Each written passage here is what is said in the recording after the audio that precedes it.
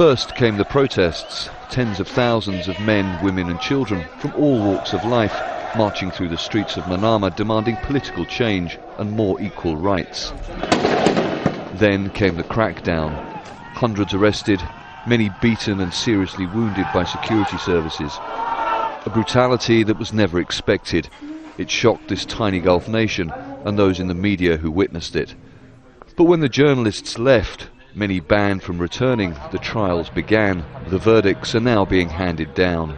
21 opposition figures and rights activists sentenced, 6 in absentia. The 8 given life sentences include Hassan Mushema, leader of Haq Party, his colleague Abdul Jalil el-Sengais, Abdul Wahab Hussein, leader of Al-Wafa.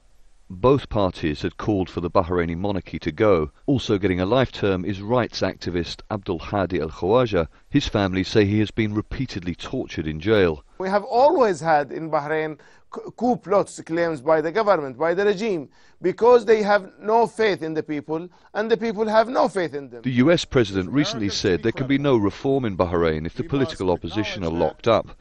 Only last week Washington put its major ally and home to the US Fifth Fleet on the same human rights violators lists as Syria and Iran. Following the sentences, a State Department spokesman said, "We are concerned about the severity of the sentences handed down in Bahrain. We're also concerned about the use of military courts to try these civilians. We continue to urge the Bahraini government to abide by its commitment to transparent judicial proceedings."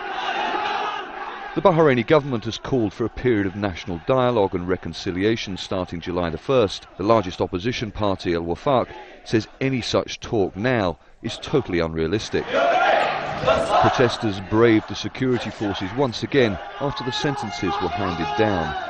Police raids, intimidation and arrests continue more than 3 months after the attempt to silence Bahrainis wanting political change began.